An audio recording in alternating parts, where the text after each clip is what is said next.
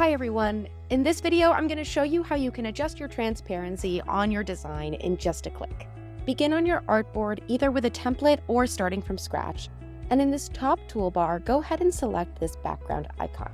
The quick way to adjust the opacity is to click this white dot and move it left or right depending on your desired level of transparency. So this would have no transparency and would be fully showing the background color, and this would be completely opaque and would not show any of the background color. Now I'm going to show you some more detailed tools when dealing with transparency and gradients. Go ahead and select this color, and a menu on the right-hand side will open up with all of the custom tools you can use to control your gradient and background. Remember, you can use this leveler here to adjust which angle your gradient will be in. You can use this entire color palette here to adjust what color you want your gradient to be. And if you scroll down, you can also see all of our gradient presets, which you can simply select by clicking, and it will make the adjustment to your artboard. This toggle here allows you to either have a solid background or a gradient background. This first line here indicates the two colors in your gradient. If I click this dot on the left-hand side, I can adjust the gradient. If I select this dot and then move this here on the color wheel, it will change one of the colors of my gradient. This second line here also allows me to change to different colors within my gradient.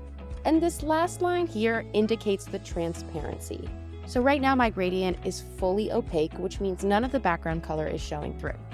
If I adjust and move all the way left, you'll see that it starts to get darker and the background color starts to come through. You'll also notice that this alpha number decreases.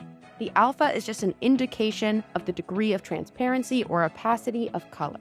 So this is a great tool to play around with and find your perfect gradient. This feature isn't just limited to background gradients, but can also be used with text. Let me show you how.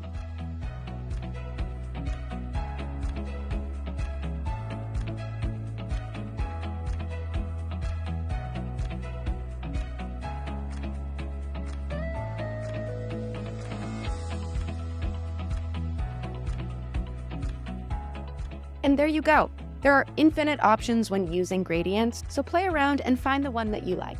Thanks for watching, guys. We'd love to hear from you in the comments about how you are using gradients, and check out our other videos to see tutorials about how Simplified's design tools can help you every step of the way. See you there!